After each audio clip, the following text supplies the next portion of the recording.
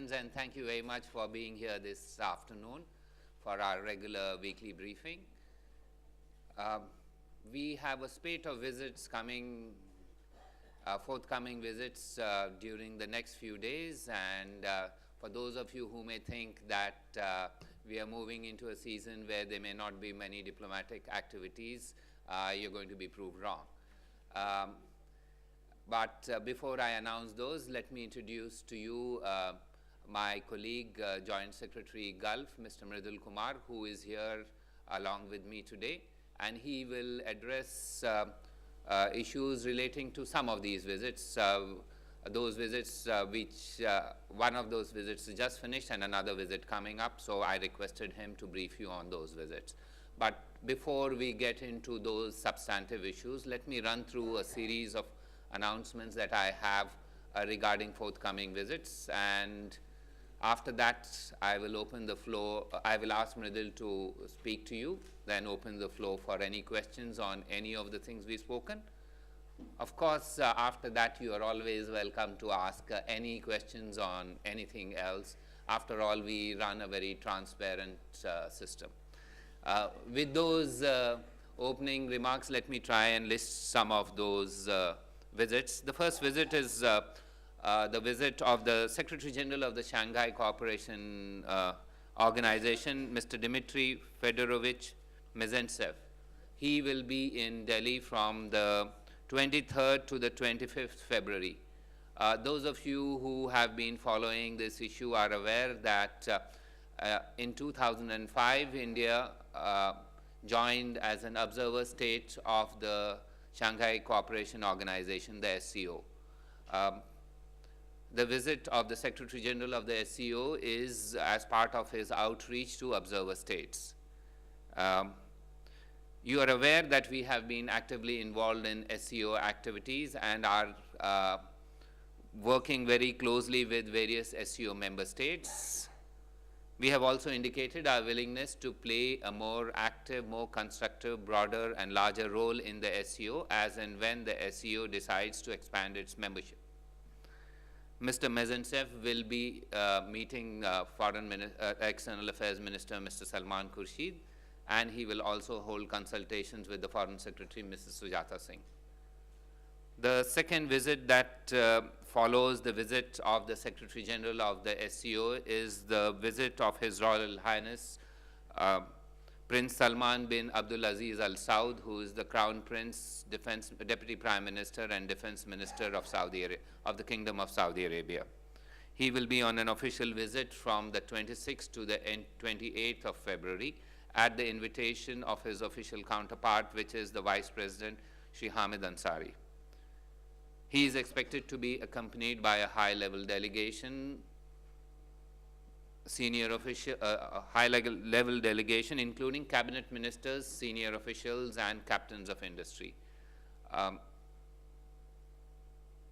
Apart from meetings with his official counterpart, the Vice President, he will also call on the President and have meetings with the Prime Minister.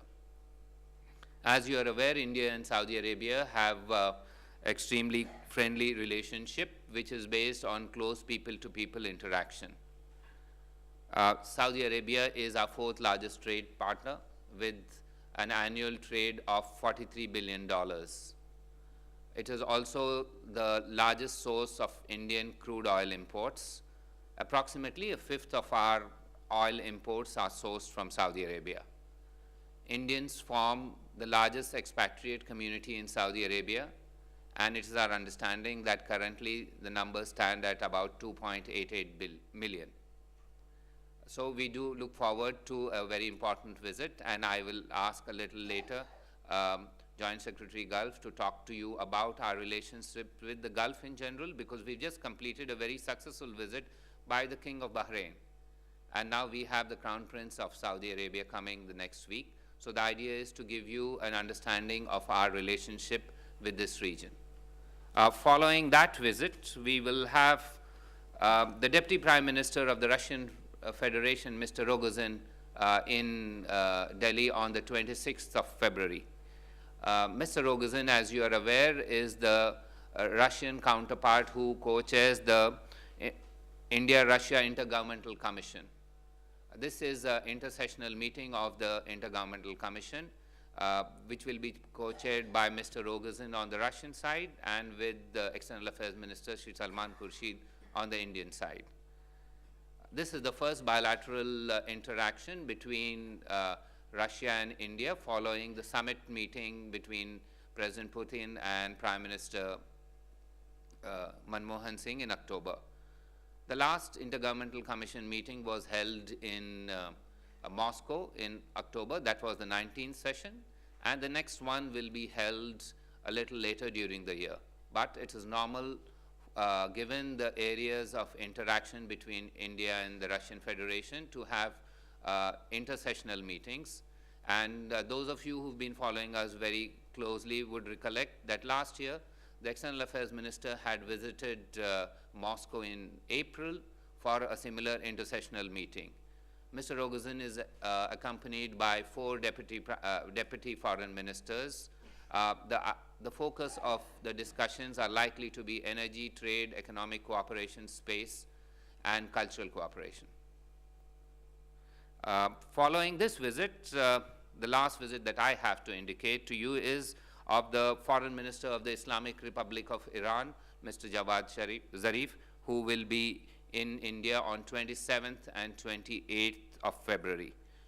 He comes at the invitation of the External Affairs Minister, and it is expected that the discussions between the two ministers will focus on bilateral, regional, and international issues. I think those are the announcements that I have to make. And, pardon? I deal with only foreign ministers. So, yes, let me finish. Then you are welcome to ask any questions that you would like to ask, including from what we only deal with. Just to clarify, the Ministry of External Affairs deals with visits of heads of government, heads of state, heads of government, foreign ministers. Other ministers may visit India from time to time. These are handled by those who are authorized to handle it, and those are the concerned ministries. So that's only by way of clarification. But what I will do is I'll request my colleague, Mr. Mridul Kumar, to talk to you about the just completed visit of the King of Bahrain, as well as the forthcoming visit of the Crown Prince of Saudi Arabia, as well as our relationship with the Gulf region in general, following which we will open the floor for questions.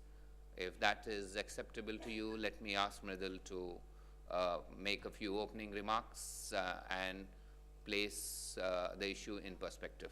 Over to you.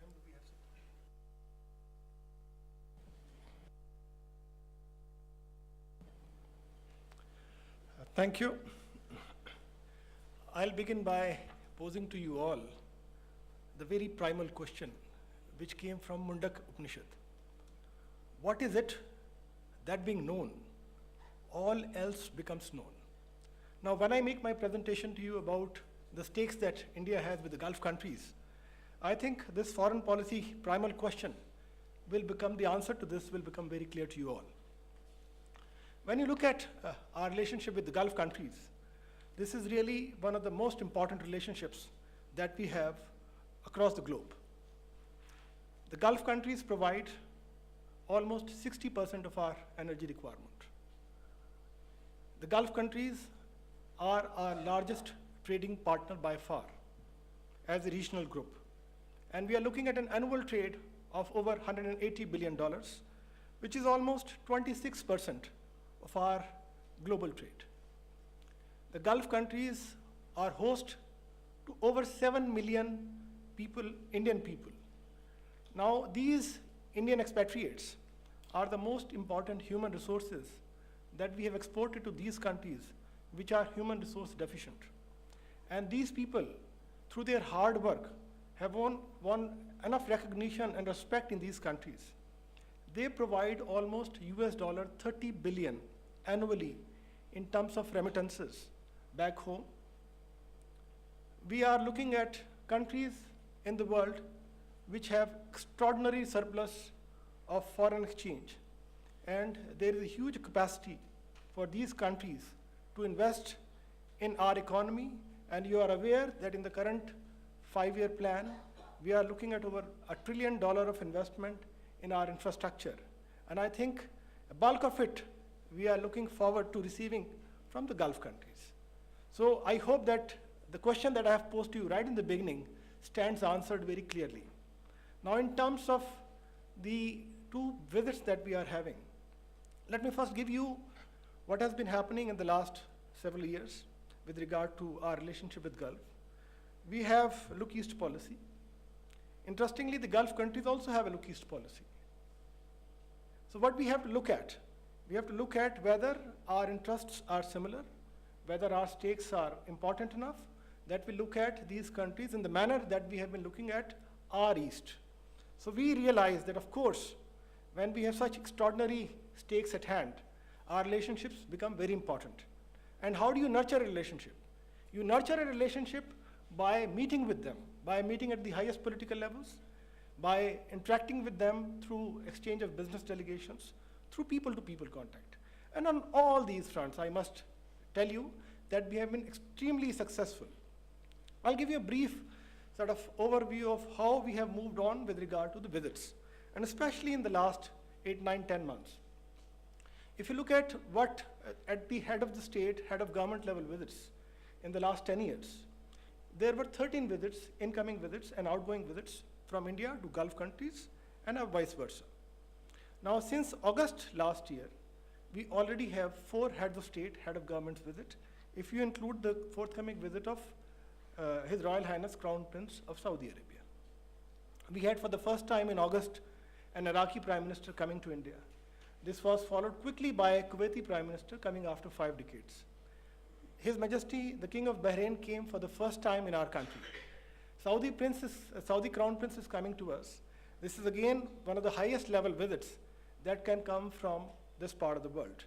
And this sums up the kind of intensity of relationship that we are now having with our Gulf partners. A very short overview of what happened in the visit of Bahraini King. Bahrain is a very, very friendly country towards us. I have had the occasion of visiting Bahrain thrice in the last 6-7 months. And I realized that there is a huge amount of goodwill, not only towards the Indian leadership, but also towards Indian people. Out of a total population of 1.2 million, almost 400,000 are Indian people. And these people are primarily, though, in blue-collar jobs, but there are a lot of people working in financial sectors and other banking sectors, etc. The Bahraini leadership has enormous goodwill towards our people, and despite the fact that Bahrain is the only Gulf country which has recently undergone some degree of after effects of the Arab Spring, especially after 2011, there has not been a single case where an Indian was targeted in Bahrain, and that speaks volume of the way they have treated our people over there. When His Majesty the King came here, he was extremely delighted. And he said that I wanted to come here for some time, but there were certain reasons that we could not have this visit. Now when he is here, he will make sure that he is coming on a regular basis, maybe privately, maybe officially. The greatest outcome of our visit was the continuation of that goodwill that the Bahraini leadership has towards our people. But I must mention to you that His Majesty the King said emphatically in all our official interactions that Bahrain supports India's candidature for the UN Security Permanent Membership, and that he will be the first head of state to come to India to congratulate our leadership as and when we become a permanent member. So this is primarily a huge statement coming out from the King of Bahrain. Now, in terms of looking at the forthcoming visit, which is again one of the most important visits that you are looking at from the Gulf countries, is the visit of His Royal Highness Crown Prince Salman bin Abdulaziz Al Saud. It is his second visit. He earlier came in April 2010. At that point in time, he was the governor of Riyadh province. And this is a very, very important province in Saudi Arabia. He was the governor of Riyadh for almost 5 decades. And he is a consensus builder within the Saudi leadership.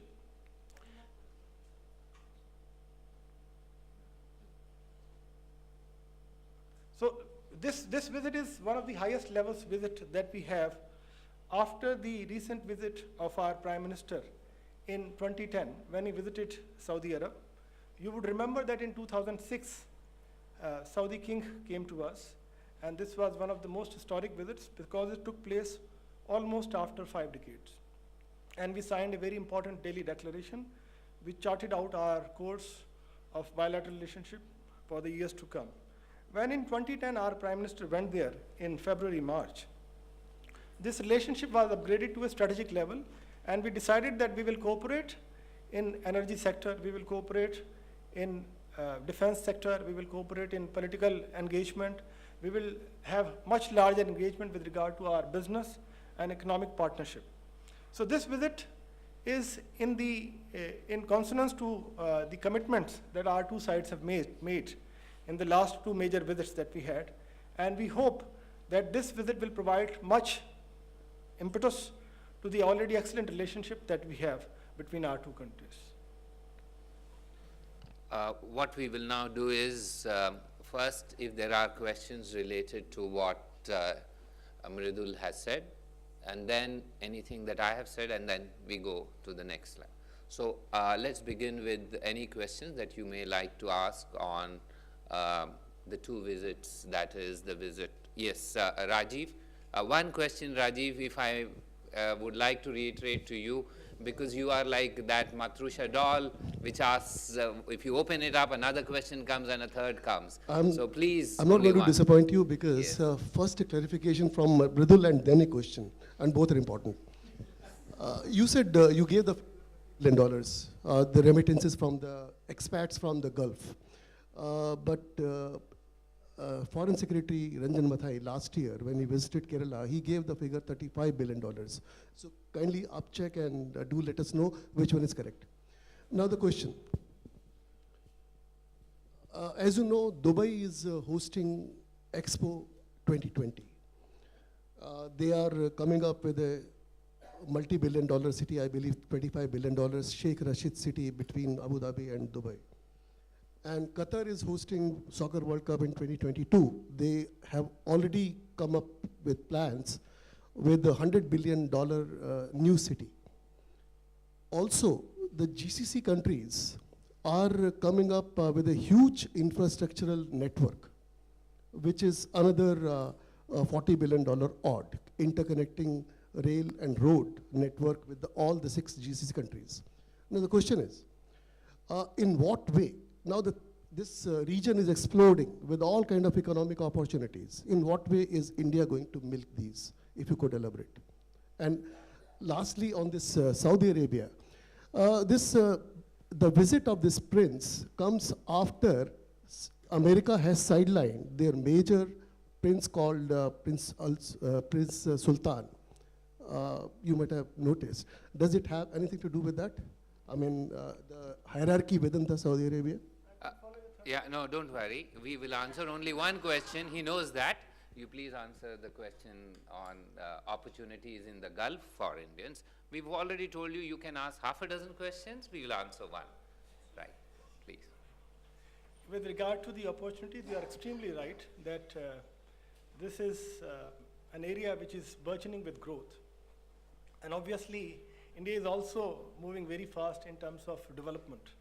And there is this synergy that is there between our 2 regions and 2 places. Our companies have moved out to Gulf countries in a big way. We have been seeking project exports. One of the most prestigious, I'll give you some examples so that you understand the kind of economic engagement and the way we are trying to exploit the economic opportunities in these countries is evident to you. Now, with regard to Saudi Arab, for example, one of the most prestigious projects that they have right now is the Riyadh rail line. And L&T, you would have noticed on several boards here on the bus stops, you would have noticed those hoardings where L&T has proudly announced that they have been given that project. Similarly, there are a number of other projects all over the Gulf countries.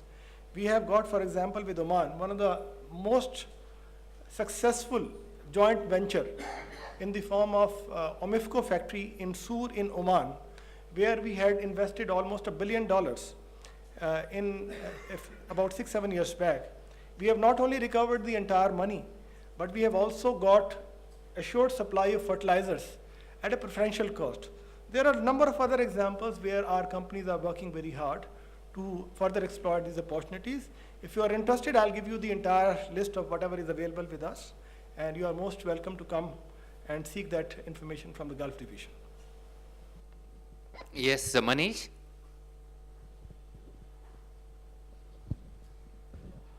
You spoke about robust, multifaceted relationship between India and the Gulf world. Could you give us an update on security and strategic cooperation between India and Saudi Arabia? We signed a strategic partnership when King Abdullah came in 2006. And since then, there have been some significant developments in counter-terror cooperation. So just an update on India and Saudi Arabia strategic and security cooperation with the larger Gulf world. Thanks. Thank you. India finds Saudi Arabia a very willing partner in terms of these security and defense dialogue. Our cooperation has increased enormously. There has been regular dialogue between India and Saudi Arabia on these matters. 2012, our defense minister visited Saudi Arabia. That was the first visit of defense minister there. And during that visit, we decided that we should have a memorandum of understanding on defense cooperation. I'm happy to tell you that we have very recently initialed the draft of that agreement, and we are looking forward to an early signing of the defense cooperation agreement.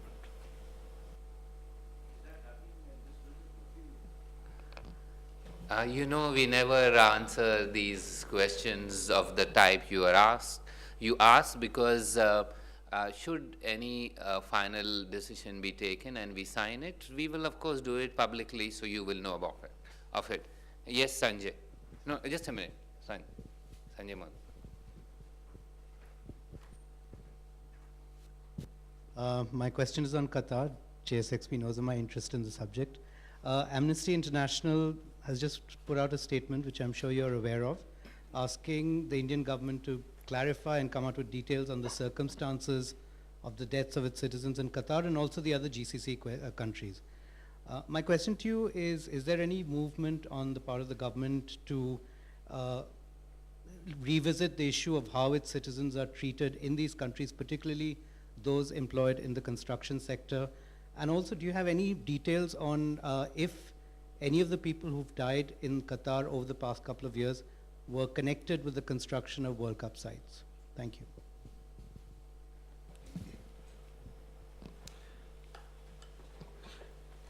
I'll give you, first of all, our general policy framework. Continued welfare and safety of our expatriate communities in the Gulf countries has been amongst our top priorities. Our missions in these countries provide necessary consular services, including on death cases, to our nationals, as and when we are approached. And this includes assistance through Indian Community Welfare Fund, which is under the Ministry of Overseas Indian Affairs. With regard to treatment of our people, I just mentioned to you about the visit of King Hamad from Bahrain. In less than 10 years ago, our Indian expatriates were 90,000. Today they stand at 400,000. So you're talking about at least 4.5–5 times growth in our expatriate population in a country whose current population, they comprise 1/3 of the current population. Now the question that you're asking about the treatment of our people. If the entire Indian expatriate community has been ill-treated with our friendly countries in the Gulf, I don't see a reason why our numbers are growing exponentially in the last so many years. With regard to Saudi Arabia, despite the Nitakat issue, our numbers actually increased, despite the fact that a lot of people came back. So again, I'm talking about the treatment aspect, because in Saudi Arabia, most of our expatriate people are blue-collared workers. With regard to Qatar, obviously when you have a community of 500,000, there will be cases of death. There will be cases of death by natural causes. There will be cases of death by unnatural causes, including road accidents, etc. Whenever such cases happen, it is the consular duty of our missions on those countries to ensure that whatever assistance is required for our people is provided, and I can assure you that we have not come across cases where there has been delay in terms of provision of those consular support. Yes, Ranjit. You know, Saudi Arabia has been one of the prime movers of OIC resolution on Kashmir. So have you noticed any change in their attitude with deepening relations? With deepening relations, have you noticed any change in their attitude towards Kashmir? Yeah, maybe I'll answer that. We have repeatedly said that the OIC has no locus standi as far as the issue of Jammu and Kashmir is concerned. So I don't think we need to give credence to organizations where we have repeatedly said. I don't think your assertion is correct in terms of prime movers, or I don't think that's correct. But that aside, as far as we are concerned, we do not think that an organization which has no direct relevance to what is happening in Jammu and Kashmir needs to take a view on that, and therefore to us it does not matter what that organization has to say. Yeah, I'll add it. You must understand that all the resolutions and communique that come out of OIC are consensus resolutions, and you cannot attribute these resolutions to a country, and therefore I think the question has no force of legality. Anyone else on this? If not, yes, Nidhi? Since we're moving on to other subjects, my question actually was related to Pakistan and the re-emergence of Masood Azhar in recent weeks. There was a statement yesterday by the Pakistan Foreign Office that the rally that he addressed in Muzaffarabad on the 26th of January was probably a one-off event. They also talked about certain provocative statements from the Indian Army chief without elaborating on that. There have also been reports that intelligence inputs about Masood Azhar planning attacks on election rallies in India and so on. Your response to that and any concerns that you may have flagged with Pakistani authorities on the kind of space he's getting there publicly? You know, our view about Masood Azhar is that he is a leader of a terrorist organization. This is a terrorist organization which is not only banned in India, but banned by the United Nations Security Council, also banned by the US, and more importantly, also banned by Pakistan. And therefore, as far as we are concerned, once is once too many times. We have zero tolerance for terrorists, and it is obviously a matter of concern to us that a terrorist who is banned and who has been globally banned and proscribed is able to spew venom on India. Yes. Yes, my name is Liana Mistretta from RAI, the Italian public television. A question about the Marines case. On Monday, as you know, there is the hearing of the Supreme Court, and we are expecting a decision about the application or not of SUA Act. Due to strong international pressures, this ministry, as far as we know, considers not applying SUA, whereas the Ministry of Justice might be in favor, and actually we are expecting the opinion of the Minister of Justice by tonight. I wonder if, what can we expect on Monday? I mean, if you can speculate on that. You know, the tension is quite high. Italy has called back in Rome our ambassador in Delhi, and so far there are no reactions by the Indian government. Thank you. First of all, I'd like to welcome you to our briefings, and it is always nice to see new people coming in and taking interest on subjects which Maria has been following very diligently for several months now. That said, I think please understand that the case that is being discussed is one which is sui generis in nature. That is, that this is a case that neither was Italy previously involved with any other country, nor has India had been in a situation of a case which is unique. And therefore, if you go back a little, there have been differences of opinion between India and Italy on A, whose jurisdiction it is. B, if it is Indian jurisdiction, whether it should be at the central level or at the state level. If it is at the central level, which investigative authority should do it? And if it is which investigative authority, what should be the laws applied to it? So while we do understand that we have differences of opinion on this, we have been in communication with Italy. Even while we haven't made comments publicly, we have, through diplomatic channels, communicated to the Italian government.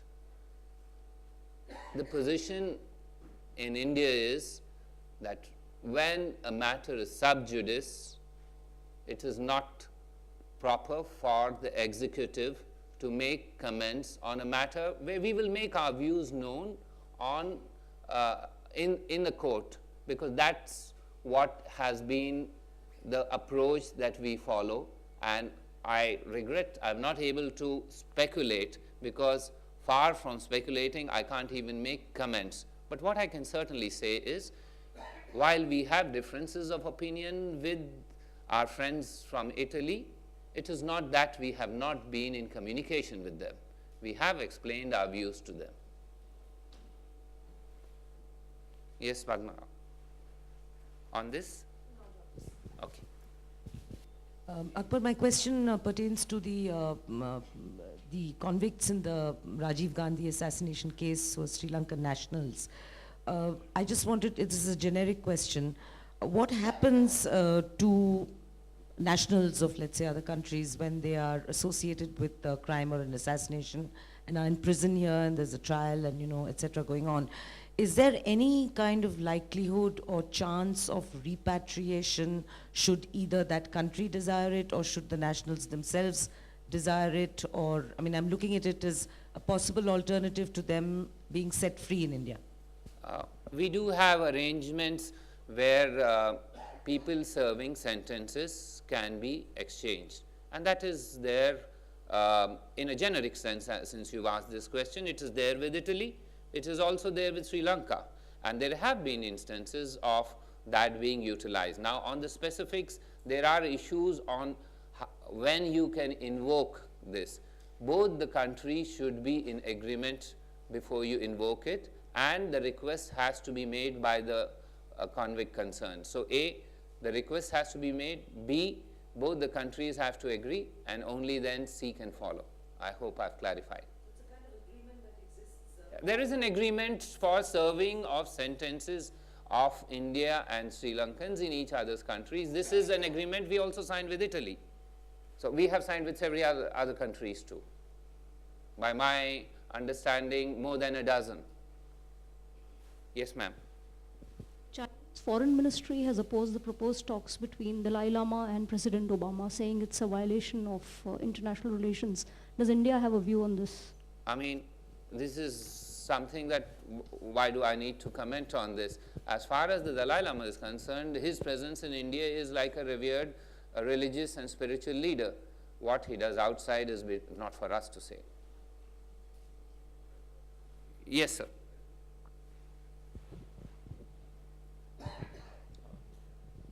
Thank you, Akbar. I'm Hong Lu Ho from Central News Agency, Taiwan. My question is a joint feasibility study on economic engagement between India and Taiwan has concluded last September, which suggested that both sides should go further in this regard. I wonder if your ministry has read this report and what is your opinion on that? Second question is... One question. All right. Second question is a related question.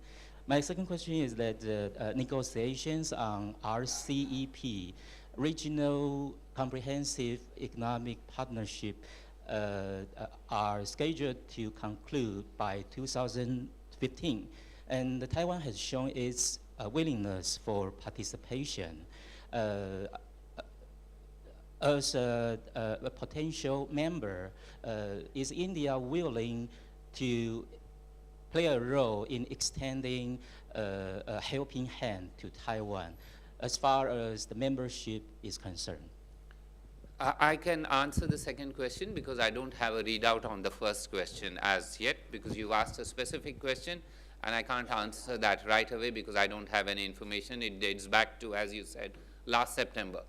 As regards the second question, India's policy on these matters is well known.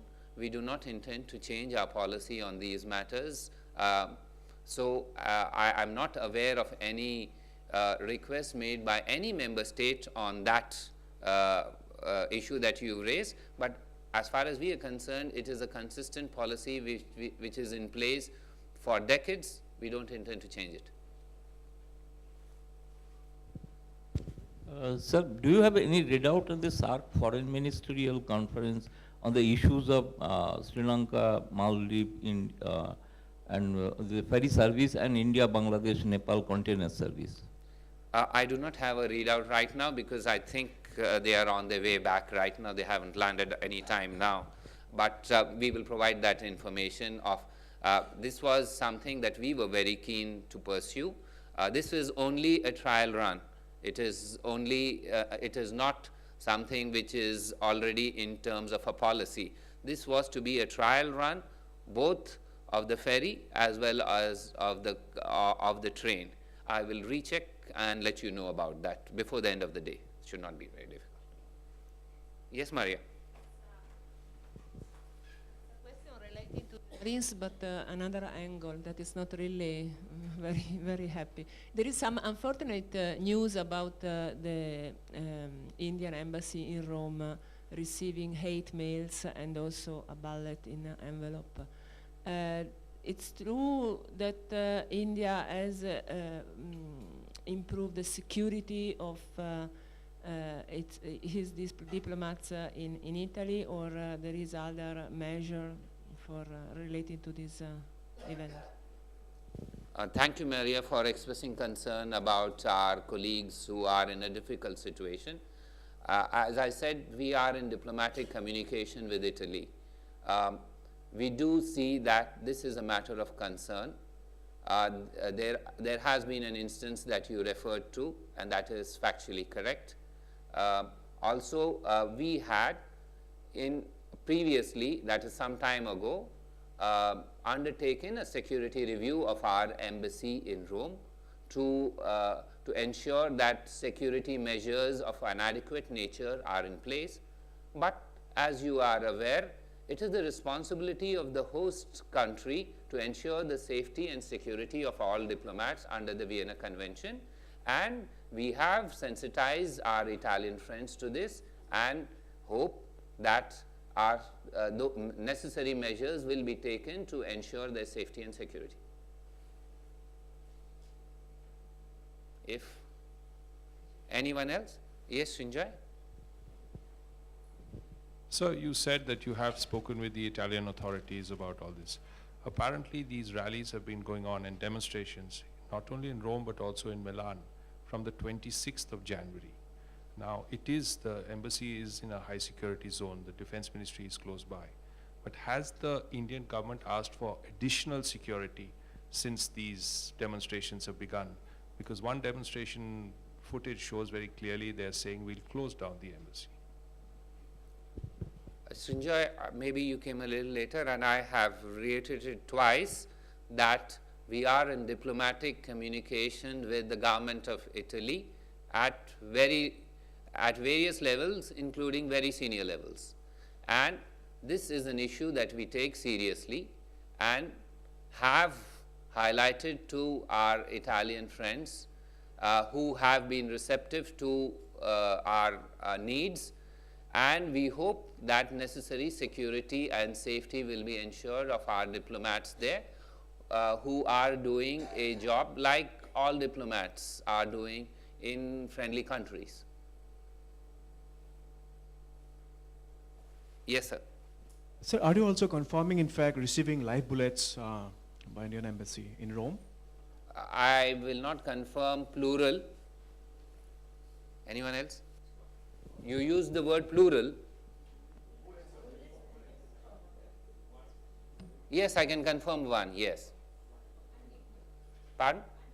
Yes, hate mail has been something which has previously also been indicated, but the point is that we have